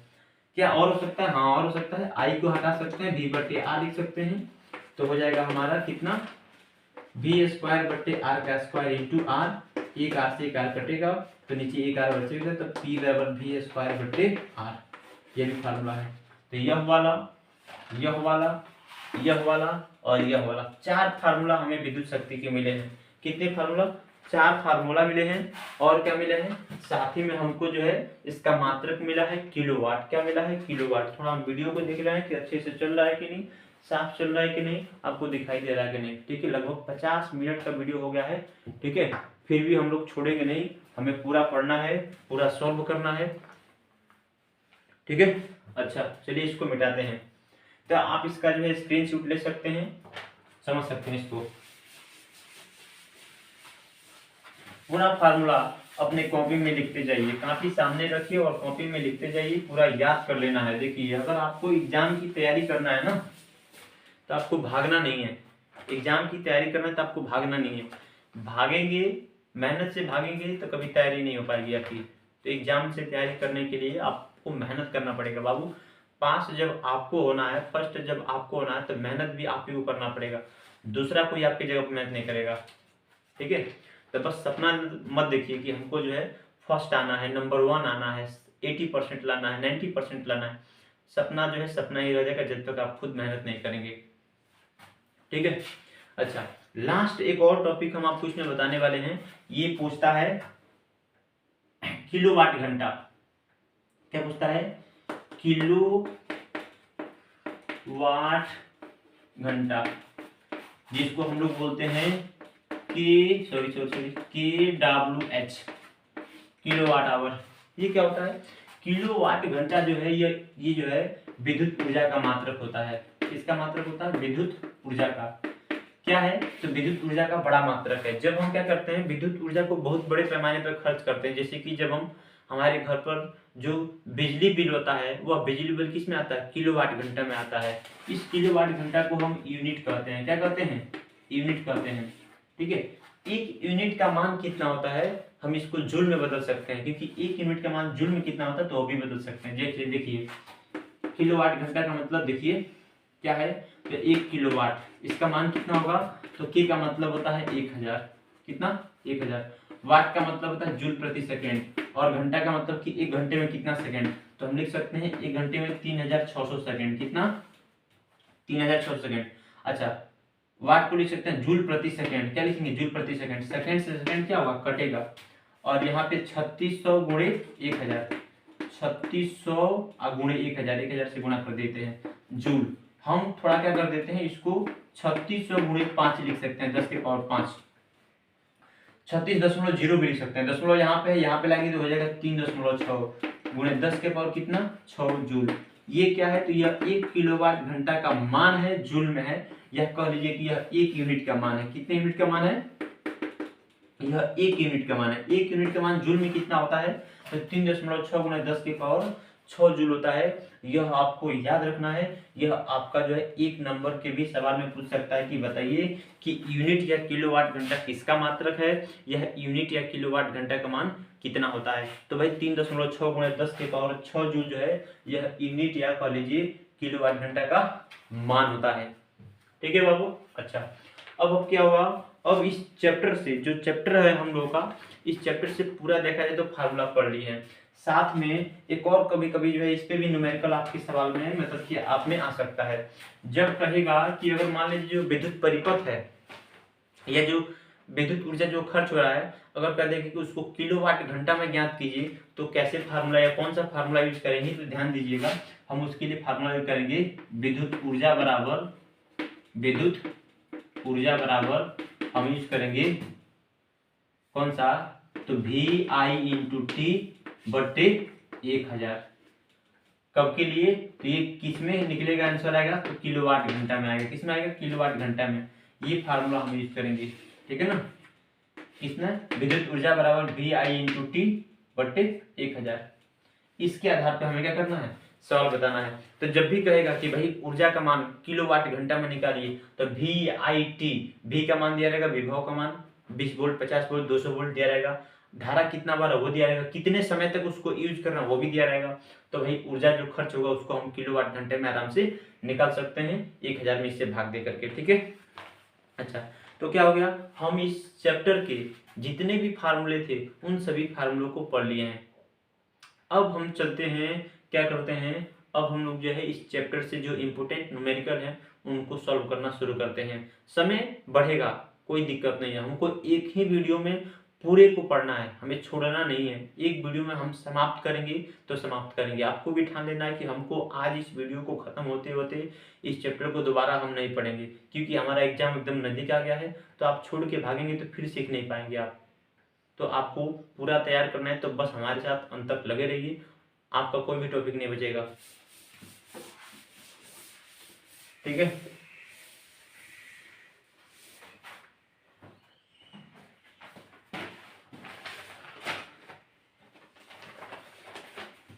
चलिए अब हम पहला जो है सवाल की तरफ बढ़ते हैं। फार्मूला यहीं पे लिखा रहेगा, फार्मूला आपको याद होना चाहिए, हमारे दिमाग में है, फिर भी हम आपके लिए फार्मूला लिखे रहेंगे ताकि कोई भी फार्मूला तुरंत वहां से दिख सकते हैं आप। पहला क्वेश्चन है, आपकी स्क्रीन पे दिखाई दे रहा होगा, देख सकते हैं कि एक कूलम में इलेक्ट्रॉनों की संख्या कितनी होती है। मतलब एक कूलम आवेश में बताना है कितने इलेक्ट्रॉन होते हैं। क्यू का मान कितना होगा, एक कूलम मतलब क्यू बराबर 1 कूलम। इसमें क्या करना है, एन की संख्या बताना है, यह भी बहुत महत्वपूर्ण है। तो देखिए आप जानते हैं क्यू बराबर होता है एन ई, एन का मान निकालना है तो ये इधर आ जाएगा, तो हो जाएगा एन बराबर क्यू बटे ई। एक क्यू का मान ऊपर रखिए, एक कूलम है, ई का मान नीचे 1.6 गुणा 10 के पावर माइनस 19 कूलम। क्यू से क्यू कटेगा, यह ऊपर भेज दीजिए, तो जब ये ऊपर जाएगा तो 10 के पावर हो जाएगा 19, तो हो जाएगा 1 गुणा 10 के पावर 19। नीचे क्या बचेगा 1.6, दशमलव को ऊपर भेजिए हो जाएगा 10, 10 बटे 16। अच्छा 10 में हम 16 से भाग दे सकते हैं क्या, नहीं दे सकते हैं, तो एक जीरो इससे मांग लीजिए, तो एक जीरो मांगेंगे तो यहाँ पे एक जीरो कम हो जाएगा, तो ये हो जाएगा 100 और यहाँ पे हो जाएगा 10 के पावर 18। अच्छा अब भाग लग सकता है, हाँ भाग लग सकता है, 16 छके 96, 6.25 गुणे 10 के पावर कितना होगा 18। इतने इलेक्ट्रॉन होते हैं। एक कूलम आवेश में कितने इलेक्ट्रॉन होते हैं, तो एक कूलम आवेश में 6.25 गुणे 10 के पावर 18 इलेक्ट्रॉन होते हैं। यह आपका जो है पहले न्यूमेरिकल का आंसर होगा, ठीक है। अच्छा ये पे हम दूसरा सवाल देखते हैं। देखिए आपके स्क्रीन पे दूसरा सवाल दिखाई दे रहा होगा, इसमें कह रहा है कि एक विद्युत चालक में बहने वाली धारा की गणना कीजिए। कर कि एक विद्युत चालक है, उसमें बहने वाली धारा की गणना करना, मतलब हमें आई निकालना है। क्या निकालना है, आई निकालना है। तो हम क्या लिख सकते हैं, आई बराबर क्वेश्चन मार्क, सबसे पहले आई बराबर क्वेश्चन मार्क, ठीक है। करके जिससे प्रति सेकंड में, कितने सेकंड में, प्रति सेकंड में, प्रति सेकंड मतलब क्या, एक सेकंड, मतलब टी बराबर क्या मिल गया है आपको, एक सेकंड में। एक सेकंड में 1.6 गुणे 10 के पावर 16 इलेक्ट्रॉन गुजर रहा है, मतलब कि उस चालक से एक सेकंड में कितने इलेक्ट्रॉन गुजर रहे हैं। तो एक सेकंड में जो इलेक्ट्रॉनों की जो गुजरने की संख्या है, मतलब जो एन है वह कितना है, तो वह है 1.6 गुणे 10 के पावर माइनस 10 के पावर 16 इलेक्ट्रॉन जो है एक सेकंड में गुजर रहा है। तो हम क्या करेंगे, हमें टी मिला हुआ था, हम क्या करेंगे, हम क्यू निकाल लेंगे। क्या निकाल लेंगे, क्योंकि हमें धारा निकालना है। आई बराबर क्या जानते हैं, क्यू बटे टी जानते हैं। तो चलिए कोई दिक्कत नहीं है, आई बराबर हम क्या करते हैं, क्यू का मान यहाँ पे एन ही रख देते हैं और एन ही बटे हमारा टी हो जाएगा। एन का मान कितना है, तो एन का मान है हमारा 1.6 गुणे 10 के पावर 16 और ई का मान कितना है, तो 1.6 गुणे होता है 10 के पावर माइनस 19। अब बट्टे के नीचे कितना, तो एक सेकंड, एक सेकंड। क्या करेंगे भाई, 1.6 है यहाँ पर भी और 1.6 यहाँ पर भी, देखिए क्या हो जाएगा 10 के पावर 6 से, मतलब 10 के पावर 6 से क्या करेंगे 19 काटेंगे तो 10 के पावर माइनस 13 बचेगा। 1.6 से गुणा करेंगे, ठीक है, इसको गुणा कर दीजिए आप, तो 1.6 से गुणा करेंगे तो 6 के 36, हाथ में 3, 6 के 6 6 3 16 96 हो जाएगा और 6 6 6 बचेगा, 6 1 मतलब कि हो जाएगा आपका 156 1.56 गुणे 10 के पावर कितना होगा यहाँ पे, तो 10 के पावर माइनस 13 एम्पियर धारा इसके अंदर हो जाएगा। इतना एम्पियर की धारा बहेगा, ठीक है। तो यह धारा का मान होगा, इतना आपको हल करके धारा का मान निकाल लेना है, ठीक है। ये दूसरा क्वेश्चन था, धारा निकालना था इसमें। अच्छा तीसरा क्वेश्चन देखिए, इसको मिटाते हैं पहले, ठीक है, इसका भी स्क्रीनशॉट ले लीजिए, इसको मिटा देते हैं। अच्छा अब चलिए हम थोड़ा जगह खींच देते हैं ताकि एक ही साथ 3-4 सवाल बना सके यहाँ पे। चलिए ऐसे बांट देते हैं। चौथा सवाल देखिए, सॉरी तीसरा सवाल देखिए, कह रहा है कि एक विद्युत चालक में 10 एम्पियर की धारा बह रही है। करके एक विद्युत चालक है जिसके अंदर धारा का मान कितना है, 10 एम्पियर है। तो हम क्या लिख सकते हैं, आई बराबर 10 एम्पियर, ठीक है। अच्छा इसमें प्रति सेकंड बहने वाली इलेक्ट्रॉनों की संख्या की गणना कीजिए, मतलब एक सेकंड में कितने इलेक्ट्रॉन बह रहे हैं उनकी संख्या बताना, मतलब कि टी बराबर एक सेकंड में इलेक्ट्रॉन कितने गुजर रहे हैं यह हमें बताना है। एक सेकंड में कितने इलेक्ट्रॉन गुजर रहे हैं उनकी संख्या बताना है, मतलब कि एन का मान बताना है। तो देखिए हम क्या जानते हैं, आई बराबर होता है क्यू बटे टी, होता है ना जी, आई बराबर होता है क्यू बटे टी। तो क्यू की जगह पे हम एन ही रखेंगे, एन ही बटे क्या हो जाएगा टी, आई हो जाएगा। हमें क्या करना है, एन का मान निकालना, तो टी को यहाँ पे दीजिए, तो आई इंटू टी बराबर एन ही हो जाएगा, और एन का मान निकालना तो ई को यहाँ पे दीजिए, तो एन बराबर हो जाएगा आई टी बटे ई। अब क्या करेंगे, ई का मान, आई का मान ऊपर था, आई का मान कितना है 10 एम्पियर है, 10 का मान रखिए। टी का मान कितना है, एक सेकंड। इलेक्ट्रॉन का मान कितना है, 1.6 गुणा 10 के पावर माइनस 19 कूलम है ना जी, इतना। अच्छा अब ये ई का मान हो गया। अच्छा अब क्या करेंगे, अब हम एक जीरो ऊपर भेजेंगे तो चलिए यहाँ पे लिखते हैं। तो जब एक जीरो ऊपर भेजेंगे तो हो जाएगा 100/16 और नीचे से जब ऊपर आ जाएगा तो हो जाएगा प्लस में 10 के पावर 19 होगा। घटाएंगे तो 16 6 96 6.25 गुणे 10 के पावर कितना 19 इतना इलेक्ट्रॉन होगा भाई। ये इलेक्ट्रॉनों की संख्या मतलब कि प्रति सेकंड कितना इलेक्ट्रॉन गुजरेगा, तो प्रति सेकंड जो है 6.25 गुणे 10 के पावर 19 इलेक्ट्रॉन जो है हर सेकंड में गुजर जाएगा। अगर उसके अंदर धारा कितना बहता है 10 एम्पीयर बहता है तब। ठीक है, ये था आपका जो है तीसरा नंबर क्वेश्चन था। चौथा नंबर क्वेश्चन ये भी देखिए, फटाफट देखते हैं, समय को नहीं गंवाते हुए, क्योंकि भाई समय बहुत ज्यादा लगा है, समय बहुत ज्यादा हो गया है, उतना भी ज्यादा नहीं हुआ है, एग्जाम के समय चल रहा है, हम लोग बहुत आसानी से पढ़ सकते हैं इसको। ठीक है ना, पढ़ने वाले कभी थकते नहीं है। किसी तार में 2.5 एम्पीयर की धारा प्रवाहित हो रही है। कोई तार है जिसके अंदर धारा कितना भरा है 2.5, आई का मान दे दिया है 2.5 एम्पीयर। ठीक है, अच्छा कह रहा है कि 20 मिनट में तार में कितने आवेश प्रवाहित होंगे। भाई 20 मिनट में टी बराबर क्या दिया है 20 मिनट, इससे बताना है कि कितने आवेश बह जाएंगे, क्यू का मान बताना है। बहुत आसान है, 20 मिनट को सेकंड में चेंज कर लीजिएगा और क्यू का मान निकाल लीजिएगा। जैसे कि क्यू बराबर हो जाएगा कितना, आई बराबर जानते हैं Q/T, तो क्यू बराबर हो जाएगा I × T। बस क्या करना है, इस T को सेकंड में चेंज करके I के मान से गुणा कर देना है, ये आपका मान यहाँ पे निकल जाएगा। बना सकते हैं इसको। ठीक है, अच्छा और उसमें पूछा है कि प्रति सेकंड प्रवाहित होने वाले इलेक्ट्रॉनों की संख्या, मतलब एक सेकंड में कितने इलेक्ट्रॉन प्रवाहित हो जाएंगे उनकी भी संख्या बताना है। एक सेकंड में कितने इलेक्ट्रॉन बहते हैं उनकी भी संख्या बताना है। तो जैसे कि जानते हैं Q बराबर होता है I × T होता है ना जी, तो Q का मान क्या रख सकते हैं, N ही रख दीजिए और इसको I × T, ये इधर भेज दीजिए तो N बराबर हो जाएगा I/T/E। यही सवाल है, इसी तरह का फार्मूला, I का मान रखिए, T का मान रखिए और इलेक्ट्रॉन का मान रखिए और संख्या पता कर लीजिए कितना होगा, क्योंकि आप Q का मान निकाले रहेंगे ना, तो वहां से आप निकाल सकते हैं I का मान, I का मान पता होगा, T का भी मान पता है। एक सेकंड में प्रति सेकंड मतलब क्या है, यहाँ पे आपको T बराबर 1 सेकंड रखना है। हर सेकंड में कितना इलेक्ट्रॉन गुजर रहा है, तो नीचे वाले सवाल के लिए क्या करेंगे, T बराबर 1 सेकंड लेंगे और उसको हल करेंगे। ठीक है, अच्छा तो इसको जो है हल करके चौथे क्वेश्चन को आपको कमेंट में बताना है कि Q का मान कितना हो रहा है और इलेक्ट्रॉनों की संख्या कितनी हो रही है। ध्यान रखना है कि लास्ट में पूछा है कि प्रति सेकंड मतलब कि एक सेकंड में कितना होगा, तो एक सेकंड के लिए आपको T का मान 1 रखना है। ठीक है, अच्छा अब हम इसको मिटाते हैं, स्क्रीनशॉट ले लीजिए आप लोग। अगला क्वेश्चन पढ़ते हैं, अगला क्वेश्चन थोड़ा बड़ा है, उसको देखते हैं।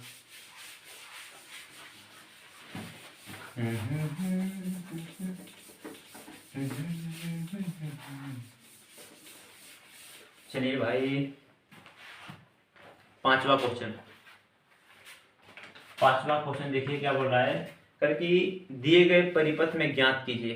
भाई एक चित्र दिया गया है, चित्र आपको स्क्रीन पे दिखाई दे रहा होगा, देख सकते हैं आप लोग कि दिए गए परिपथ में ज्ञात कीजिए A व तथा B के मध्य प्रतिरोध। हम चित्र को बना भी देते हैं यहाँ पे, जैसे कि ऐसे एक चित्र दिया है। ठीक है, अच्छा भाई चलिए बनाते हैं फटाफट। ये ऐसे फिगर बन गया हमारा, नीचे यहाँ पे एक सेल लगा दिया है, एक और प्रतिरोध लगा दिया है यहाँ पे। ठीक है, अच्छा 10 वोल्ट दे दिया है, कितना वोल्ट 10 वोल्ट। यह कितना ओम का है 2 ओम का है, ये कितना है 2 ओम, सॉरी 4 ओम का है 2 ओम का है। यह है आपका 2 ओम, यह है आपका 1 ओम, यहाँ पे है ये 3 ओम, यहाँ पे लिखा है A और यहाँ पे लिखा है B। ठीक है, ये हो गया आपका फिगर। इस फिगर में कह रहा है कि आपको क्या करना है, आपको AB के बीच जो A है तथा B है, AB के बीच तुल्य निकालना है। क्या निकालना है, तुल्य प्रतिरोध। मतलब कि AB के बीच को कितना प्रतिरोध है ये बताना, मतलब कि 4 गो प्रतिरोध है ना जी, 1 गो 2 गो 3 गो 4 गो, इन चारों को जोड़ करके हमें बताना है कि कितना होगा वैल्यू। कोई दिक्कत नहीं है, जोड़ लेंगे, देख लेंगे कौन सा क्रम है, श्रेणी क्रम में कि समांतर क्रम में है। अच्छा दूसरा इसी में क्या पूछ रहा है, दूसरा इसी में पूछ रहा है परिपथ में धारा, परिपथ में धारा या प्रवाहित धारा, मतलब I बताना है। क्या बताना है कि इसके अंदर कितना धारा बह रहा है, इसके अंदर कितना धारा बह रहा है, इसके अंदर I का मान बताना है। तो भाई किसी परिपथ में धारा का मान बताने के लिए क्या करेंगे, उस परिपथ में कितना विभव लगा है और उस परिपथ का कितना प्रतिरोध है, कुल R निकाल लेंगे और उस कुल R की सहायता से हम धारा निकाल लेंगे ओम नियम लगा करके। ठीक है, ये भी निकल जाएगा। तीसरा क्वेश्चन इसी में क्या कर रहा है, तीसरा क्वेश्चन कर रहा है कि ए बी के मध्य विभवांतर, भाई इसके बीच विभवांतर निकालिए। किसके बीच? ए और बी के बीच विभवांतर। कोई दिक्कत नहीं है भाई, जितना विभवांतर ऊपर होगा उतना विभवांतर नीचे होगा, ठीक है। तो हम क्या करते हैं, विभवांतर निकालने के लिए हम इस कुल को जोड़ लेते हैं, कितना होगा, और जितना धारा बहेगा उससे क्या करते हैं, गुणा कर देंगे, तो इससे फार्मूला से निकल जाएगा।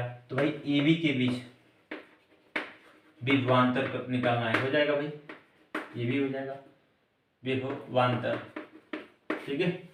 अच्छा, चौथा क्वेश्चन भी है इसमें, 3 ओम के प्रतिरोध के सिरों पर विभवांतर। जो 3 ओम का प्रतिरोध है, मतलब कि इसके सिरों पर कितना विभवांतर है यह बताना। 3 ओम के प्रतिरोध के सिरों पर विभवांतर, कोई दिक्कत नहीं है, बनाते हैं इसको फटाफट। ये क्वेश्चन ए बी के बीच विभवांतर, तो इसके बीच विभवांतर क्या करेंगे, हम नामकरण कर लेते हैं। पहले आई R1 है, आई R2 है, आई R3 है, आई R4 है, और आई R5 है।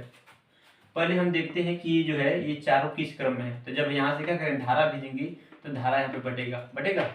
इधर मान लीजिए I1 जा रहा है, इधर कितना I2 जा रहा है, धारा बटेगा। जब भी धारा बटेगा तो किस क्रम में हो जाएगा, श्रेणी समांतर क्रम में। किस क्रम में, समांतर क्रम में। तो नीचे भी एक प्रतिरोध होना चाहिए, ऊपर भी एक प्रतिरोध होना चाहिए।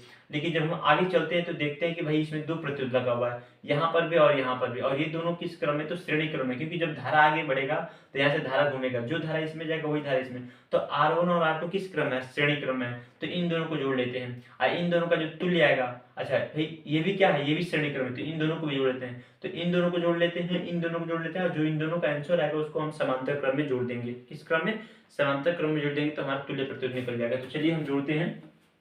तो R' पहला का हल करते हैं, इसमें से पहला। तो R' मान लेते हैं, इन दोनों का जो तुल्य प्रतिरोध R' मान लेते हैं। R' बराबर हो जाएगा कितना, 4 ओम प्लस 2 ओम, हो जाएगा आपका 6 ओम, हो जाएगा। अच्छा, उसी तरह से नीचे वाला दोनों को जोड़ लेंगे, तो कितना हो जाएगा, R" कितना हो जाएगा, 3 R1 कितना, R3 कितना है 2 ओम, और R4 कितना है 1 ओम, जोड़ेंगे हो जाता है हमारा 3 ओम, ठीक है। R" का मान, इन दोनों का तुल्य प्रतिरोध इतना मिला है, इन दोनों का तुल्य प्रतिरोध इतना मिला है। अब इन दोनों कितना जोड़ेंगे, समांतर क्रम में, तो हो जाएगा हमारा, मान लीजिए उन दोनों का जो समांतर क्रम का सूत्र है, 1 मान लीजिए R" है, या AB के बीच है तो RAB मान लीजिए, कितना RAB कितने के बराबर हो जाएगा, तो 1/R' प्लस 1/R" के। R' का मान कितना हो जाएगा, तो हम फिगर को भी अगर नहीं समझ रहे तो फिगर बदल सकते हैं। इन दोनों को जोड़ दीजिए, चलिए जोड़ दिए, नीचे वाला भी दोनों जोड़ दिए, ठीक है। फिगर भी इस तरह से हो सकता है, या बदल सकते हैं फिगर को थोड़ा, और नीचे वाले 3 ओम का लगा है, ऐसे जोड़ सकते हैं। ऊपर 6 ओम हो गया है, नीचे 3 ओम हो गया है, आई 3 ओम है। धारा यहाँ से जाएगा, धारा बटेगा, आई दोनों समांतर क्रम में, वही काम कर रहे हैं। आई R' है, क्या है R' है, आई क्या है R" है, ठीक है। अच्छा, 1/6 प्लस 1/3, दोनों का लघुत्तम क्या होगा, 6 होगा, भाग देंगे 1 होगा, ये हो जाएगा आपका 2 बार में, 3/6 होगा, कटा देंगे तो 1/2 निकलेगा। यहाँ पे 1/RB है, तो हमें RB का मान निकालना, 1/RB लिख देते हैं, RAB बराबर जगह 1/2, हमें AB का मान निकालना था, ये ऊपर जाएगा, तो RAB बराबर हो जाएगा कितना, 2 ओम, कितना 2, मतलब कि इन चारों को जोड़ने पर आंसर कितना आएगा, 2 ओम, ठीक है। तो यहाँ पे A है और यहाँ पे B है, तो AB के बीच तुल्य प्रतिरोध कितना है, 2 ओम है, ठीक है। अच्छा, दूसरा क्या बोला, परिपथ में धारा, भाई परिपथ में कुल धारा कितना होगा, तो हम क्या करेंगे, कुल प्रतिरोध को जोड़ेंगे। तो ध्यान से देखिएगा, अब हम फिगर को कुछ इस तरह से भी बना सकते हैं। इन दोनों को जोड़ दिए, तो मान लीजिए इन दोनों को बदले हम 1 बना दिए। नीचे आते हैं, यहाँ पे एक पहले से लगा 3 ओम का, लगा दीजिए, एक प्रतिरोध लगे माइनस में, एक यहाँ पे लगा दीजिए प्लस वाला, ठीक है। अच्छा भाई, 10 वोल्ट का है, ये कितने का है, ये 2 ओम का है, ये कितने का है, ये 3 ओम का है।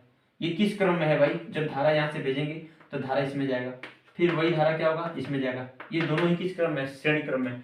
तो भाई कुल तुल्य प्रतिरोध कितना हो जाएगा, तो मान लीजिए R बराबर हो जाएगा आपका कितना, 2 ओम प्लस 3 ओम, कितना हो जाएगा, 5 ओम आपका जो है इस परिपथ का तुल्य प्रतिरोध हो जाएगा। कितना हो जाएगा, 5 ओम परिपथ का तुल्य प्रतिरोध हो जाएगा। इस R की सहायता से और इस B की सहायता से हम क्या निकाल सकते हैं, धारा निकाल सकते हैं। क्या निकाल सकते हैं, धारा निकाल सकते हैं, ठीक है। तो हम क्या करते हैं, थोड़ा आप इसका स्क्रीनशॉट ले लीजिए, इस फिगर का स्क्रीनशॉट ले लीजिए, हम इसको मिटा करके इसको हल करते हैं, ठीक है। अच्छा, अब देखिए यहां से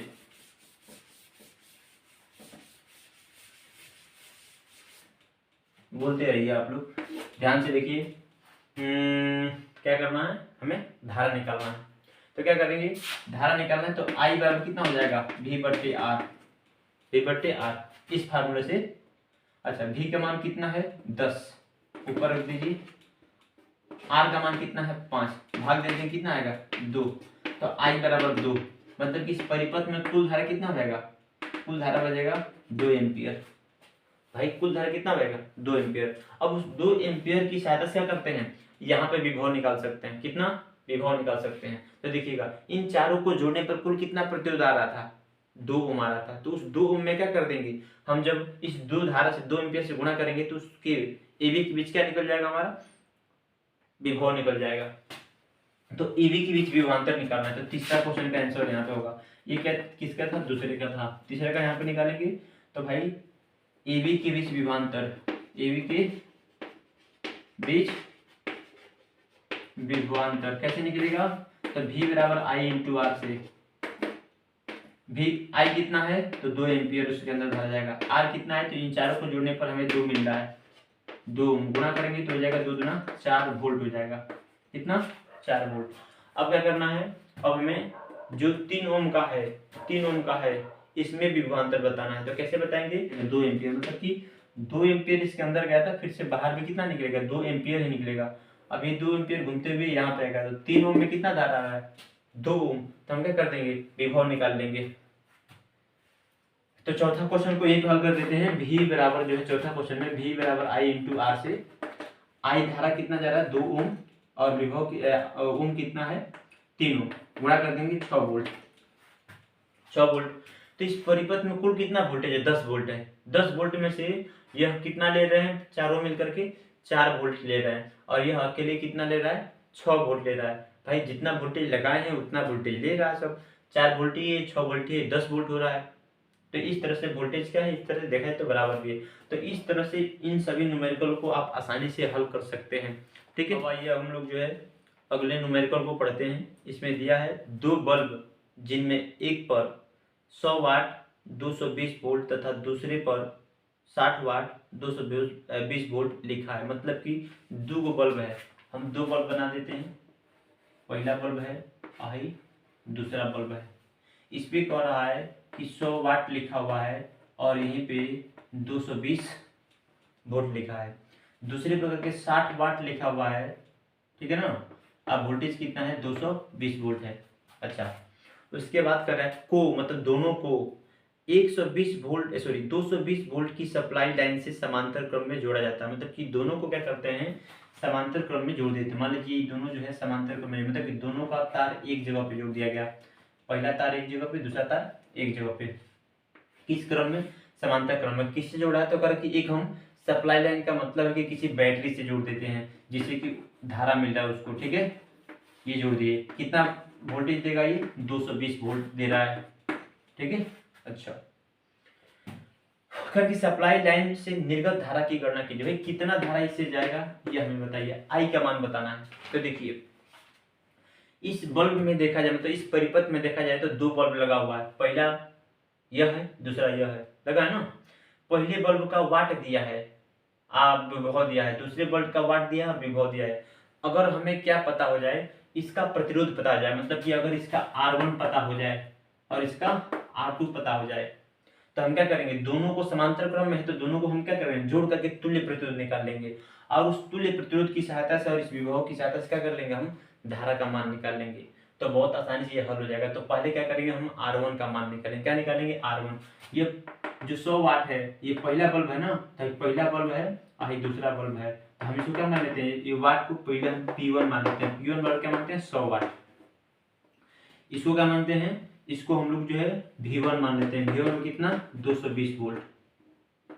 उसी तरह से हम R1 निकाल लेते हैं। अब बताइए इन तीनों के बीच फार्मूला पढ़े हैं अभी, P बराबर पढ़े हैं V² बट्टे R, पढ़े हैं ना जी।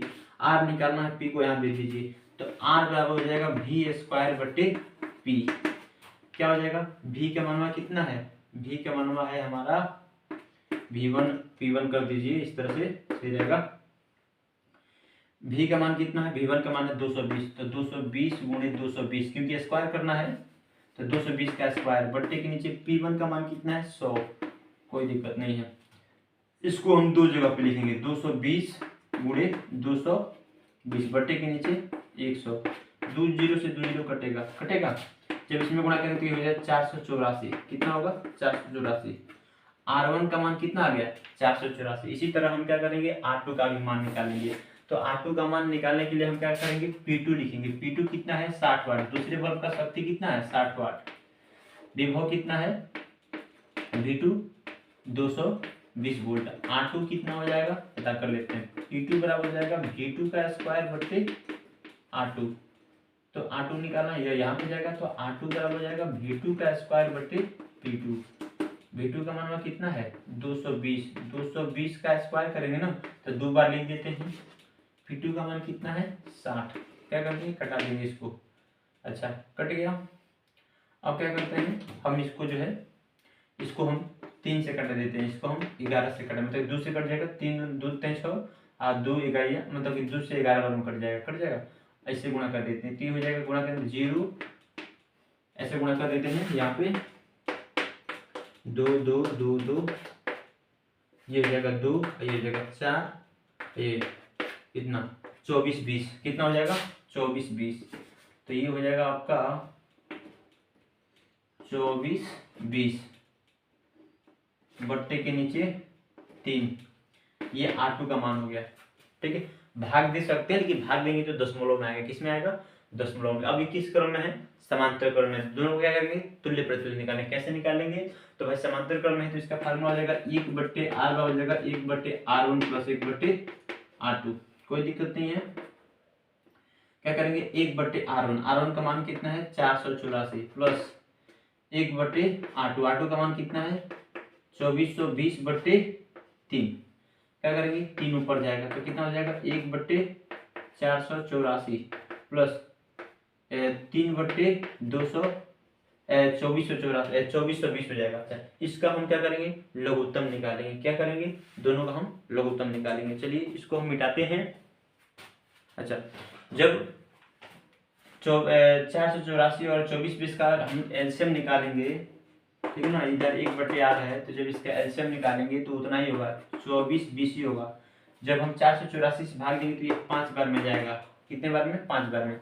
और इससे हम क्या करें इससे और इसमें भाग देंगे तो 1 बार में जाएगा तो हम 1 से गुणा करेंगे 3 मिलेगा, ये कितना हो जाएगा 8, तो 8/2420 हो जाएगा 1/R। हमें क्या करना R का मान निकालना, ये ऊपर जाएगा तो ये R ऊपर जाएगा तो ये भी ऊपर जाएगा, 2420 ऊपर और नीचे 8 भाग देंगे तो 302.5 के आसपास, कितना आएगा 302.5 के आसपास आएगा। इतना ओम प्रतिरोध हो जाएगा, कितना ओम हो जाएगा इतना ओम।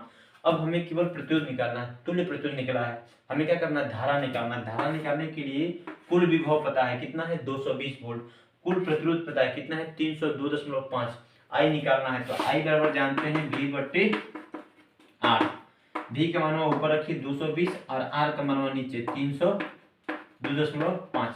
जब इसमें भाग देंगे ना तो इसका लगभग भाग देने पे इसका आंसर लगभग आएगा आपका 0.73 एम्पियर, कितना 0.73 एम्पियर इसका आंसर आएगा। ठीक है, ये आपका जो है हो जाता है ये न्यूमेरिकल। दो बल्ब दिया है जिसका दोनों का अनुमतांक दे दिया है, अनुमतांक लिख दे सकता है। अनुमतांक का मतलब उसकी शक्ति दिया रहेगा और वह कितने वोल्टेज पे काम करेगा उसका वोल्टेज भी दिया रहेगा। तो दो बल्ब था, शक्ति और वोल्टेज दिया था, शक्ति और वोल्टेज दिया था, दोनों को समांतर क्रम में जोड़ दिया है और कह रहा है कि बताइए कि उस परिपथ में कितना धारा बहेगा। तो धारा निकालने के लिए हमने क्या किया, दोनों का पहले प्रतिरोध निकाले हैं और फिर उन दोनों प्रतिरोधों को हम तुल्य प्रतिरोध निकालते हैं, दोनों को जोड़ लिया है और जोड़ने के बाद जितना तुल्य प्रतिरोध आए उस तुल्य प्रतिरोध की सहायता से और जो इसके अंदर कुल विभवांतर उसकी सहायता से हम धारा का मान निकाले। कभी भी धारा जब पूछेगा तो आपको धारा के लिए आपको यह वाला फार्मूला याद रखना है, I बराबर V/R, जो ओम के नियम से प्राप्त हुआ है हमें। ठीक है, अच्छा यह क्वेश्चन हो गया। अब इसके अगला वाला क्वेश्चन देख लेते हैं, 7वां क्वेश्चन। 6वां क्वेश्चन हो गया, स्क्रीनशॉट ले लीजिए इसका आप लोग। चलिए ठीक है, देखिए आपको घबराना नहीं है, समय लग रहा है लगने दीजिए। हम लोग पूरा पढ़ेंगे। जब हम ठान लिए हैं कि एक ही वीडियो में हम पूरा पढ़ा कर छोड़ेंगे तो पढ़ा के छोड़ेंगे, ठीक है। तो आप भी ठान लीजिए कि हमको छोड़ना नहीं है, आज जो है इस चैप्टर को समाप्त ही कर देना है, ठीक है। पूरा पोस्टमार्टम करके रख देना है इसका, कुछ भी कहे। 7वां क्वेश्चन देखिए क्या कर रहा है। कह रहा है कि 1000 वाट सामर्थ्य वाली एक विद्युत हीटर को 250 वोल्ट के विद्युत मेन से जोड़ा जाता है। गणना कीजिए। मतलब कि एक क्या है, एक विद्युत हीटर है जिसका वाट कितना दिया है, शक्ति कितना दिया है, तो शक्ति दिया है 1000 वाट। कितना? 1000 वाट। अच्छा, 220 वोल्ट की एक हम मेन से जोड़ देते हैं। भी का मान कितना दिया है, 220 नहीं 250, सॉरी 250 वोल्ट दे दिया है। अच्छा, कर की गणना कीजिए। पहला क्या निकालना है, इसमें गणना करना है, सॉरी पहला क्वेश्चन है क्या निकालना है आपको, हीटर में धारा प्रवाह, मतलब कि कितना धारा प्रवाह है ये बताना है। अच्छा, निकल जाएगा भाई। दूसरा उसी में पूछ रहा है, दूसरा क्या करना है, तार का प्रतिरोध निकालना है, आर निकालना है, ये भी निकल देंगे। अच्छा, तीसरा भी पूछा उसी में, 4 को क्वेश्चन पूछा इसमें भाई। अच्छा, करके प्रति मिनट उत्पन्न ऊष्मा बताना। भाई 1 मिनट में, हर मिनट में कितना ऊष्मा उत्पन्न हो रहा है भाई, एच का मान बताइए। हर मिनट में कितना ऊष्मा होता है ये बताइए। अच्छा,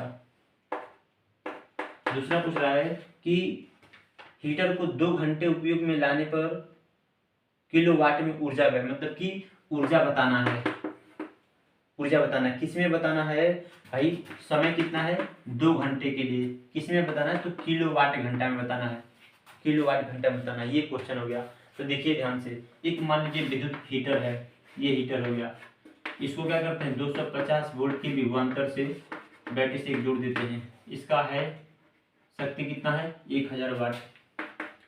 तो पहला क्या क्वेश्चन पूछा है, धारा, कोई दिक्कत नहीं है, पी दिया है, दूसरा भी दिया है, कितना धारा निकालना है। तो देखिए पहला क्वेश्चन का यहाँ पे सॉल्यूशन, P बराबर V इंटू आई पढ़े हैं, I बराबर क्या हो जाएगा P बटे V।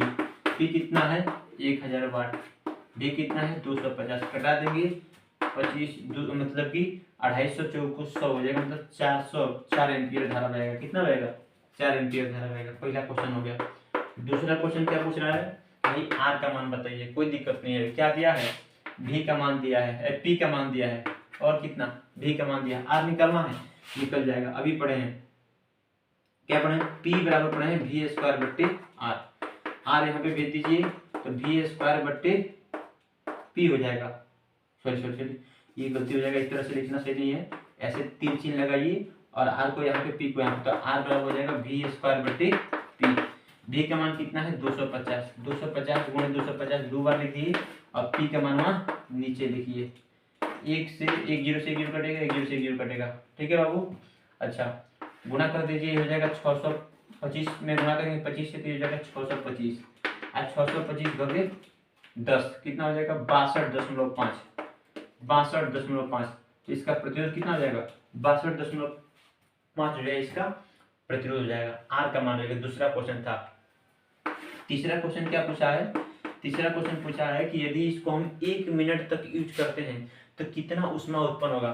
तो हमें ऊष्मा बताना है, एच का मान बताना है 1 मिनट के लिए। कितने के लिए 1 मिनट, 1 मिनट मतलब कितना 60 सेकेंड के लिए, कितना 60 सेकेंड के लिए। तो हम फार्मूला जानते हैं, एच बराबर होता है आई स्क्वायर आर इंटू टी। आई का मान कितना है भाई, एक है, सॉरी आई का मान कितना है, तो आई निकाले हैं अभी हम लोग 4 एम्पियर, कितना 4 एम्पियर, तो 4 का स्क्वायर, आर का मान कितना है तो 62.5, समय कितना है तो 60 सेकेंड। इसमें गुणा कर दीजिएगा, जूल में यहाँ पे आएगा, यहाँ पे लिख सकते हैं, गुणा करके बस यहाँ पे लिख दीजिए, जूल में आंसर आ जाएगा, ठीक है।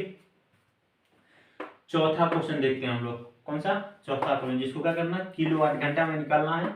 2 घंटे के लिए अगर इसको यूज करते हैं तो नीचे वाला आप स्क्रीनशॉट ले लीजिए, हम इसको मिटाते हैं, ठीक है। बस ध्यान से देखिए, फास्ट बता रहे हैं भाई।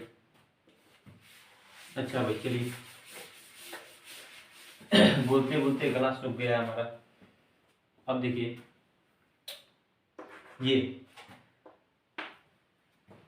कितना हो जाएगा, हमें क्या करना ऊर्जा बताना है, किसमें बताना किलोवाट घंटे में। तब फार्मूला कितना जानते हैं आप, जानते हैं कि W बराबर विद्युत ऊर्जा बराबर होता है वी आई इंटू टी, आप बट्टे के नीचे 1000। ये किस में आएगा तो यूनिट में आएगा, जिसको हम क्या बोलते हैं किलोवाट घंटा बोलते हैं।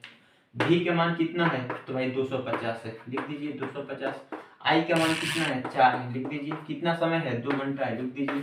बटे के नीचे कितना 1000, ठीक है। अच्छा भाई, एक जीरो से एक जीरो कटा सकते हैं, 25 चौको 100, 4 से 4 कट जाएगा, 2 बचेगा, 2 किलोवाट घंटा, मतलब कि आंसर कितना आएगा 2 किलोवाट घंटा। इतना विद्युत ऊर्जा खर्च होगा, 2 यूनिट बोल सकते हैं, कितना 2 यूनिट बोल सकते हैं। तो यह था हमारा जो है इन चारों क्वेश्चनों का आंसर था हमारा, ठीक है ना। कि भाई अगर एक विद्युत हीटर है जिसका 100 वाट जो है शक्ति दे दिया है और 250 वोल्ट के एक बैटरी से जोड़ा गया है, तो वो उसके अंदर कितना धारा बहेगा वह बताना था, तो उसका प्रतिरोध कितना होगा वह बताना था, 1 मिनट यूज करने पर कितना ऊष्मा उत्पन्न होगा वह बताना था, और जो है अगर उसको हम 2 घंटे तक यूज करते हैं तो कितना वह ऊर्जा खर्च करेगा उसको किलोवाट घंटा में बताना था, ठीक है। अच्छा, समय हो रहा है लगभग, समय देखते हैं हम लोग थोड़ा, समय हो रहा है कितना, समय हो रहा है 11:47। बाप रे बाप, 12 बजने वाला है। अच्छा चलिए ठीक है, इसके बाद से और 2 क्वेश्चन है, दोनों क्वेश्चन को हम बना के चलेंगे, ठीक है। समय हो रहा है 11:48। हम इस समय वीडियो बना रहे हैं आप लोग के लिए। सोचिए, आपको पास होना है, वीडियो हम बना रहे हैं, ठीक है। तो बस आपको जो है हमारे साथ तक लगे रहिए, हम इस 2 क्वेश्चन को भी पढ़ेंगे और छोड़ेंगे नहीं इस क्वेश्चन को। 2 क्वेश्चन क्या कर रहा है कि एक चालक तार का प्रतिरोध कितना है 10 ओम, एक चालक तार का प्रतिरोध 10 ओम है, आर का मान कितना दिया है 10 ओम। यदि इस तार की लंबाई को 2 गुना कर देते हैं, अगर कि तार की लंबाई को 2 गुना कर देते हैं, ठीक है, तथा अनुप्रस्थ काट के क्षेत्रफल को आधा कर देते हैं, तो तार का प्रतिरोध क्या होगा। देखिएगा ध्यान से, मान लीजिए कि एक तार का है, एक तार का प्रतिरोध कितना दिया है 10 ओम, तो कह रहा है कि अगर उस तार की लंबाई को हम 2 गुना कर देते हैं, तो शुरू में मान लीजिए उस तार की लंबाई कितनी है, मान लीजिए शुरू में उस तार की लंबाई L है, ठीक है, क्षेत्रफल कितना है A है, तो इसका फार्मूला देखिए, R बराबर पड़े हैं रो L बटे A, कितना होता है रो L बटे, इसे R का मान दे दिया कितना 10 बराबर रो L बटे A, हम इसको समीकरण 1 मान लेते हैं, ठीक है बाबू। अच्छा, ये शुरू का कंडीशन है, L1 का मान है, A1 का मान शुरू वाला मान है। अच्छा, अब क्या करते हैं, हम लंबाई को जो L है ना इसको 2 गुना कर देते हैं, मतलब L को 2L कर देते हैं, भाई L को 2L कर दिए, क्षेत्रफल को आधा कर देते हैं, A2 को क्या करते हैं आधा, मतलब A बटे 2 कर देते हैं, तब प्रतिरोध कितना हो जाएगा, R कितना हो जाएगा, R2 बताना है। शुरू का R1 का मान दे दिया है 10 ओम, ठीक है, ये R1 मान लीजिए आप, तो कितना हो जाएगा, तो देखिए R2 बराबर हो जाएगा रो L2 बटे A2। हम क्या करेंगे यहाँ पे मान रखेंगे, तो R2 बराबर रो का मान तो वही रहेगा, कोई दिक्कत नहीं है, L2 का मान 2L कर देंगे, बट्टे के नीचे A2 का मान A बटे 2 कर देंगे, ठीक है। तो क्या होगा भाई, ऊपर चला जाएगा, तो जाएगा रो, मतलब है 2 दूना 4, तो 4 को आगे लिख सकते हैं रो L बटे A। अच्छा, R2 है क्या है R, मतलब रो R L, देखिए रो L A है, देखिएगा ध्यान से, रो L A का मान कितना है 10, यहाँ पे क्या कर सकते हैं 10 रख सकते हैं, तो 4 गुणे 10 कितना हो जाएगा 40 ओम। जब हम तार की लंबाई को 2 गुना और उसके क्षेत्रफल को हम आधा कर देंगे, तो उसका जो प्रतिरोध होगा वह 40 गुना हो जाएगा, जब उसका प्रतिरोध कितना दिया रहेगा 10 दिया रहेगा तब, ठीक है। तो इस तरह से हमारा इसका मान निकल जाएगा, इसको आप नोट कर सकते हैं, बहुत आसान क्वेश्चन है, ठीक है।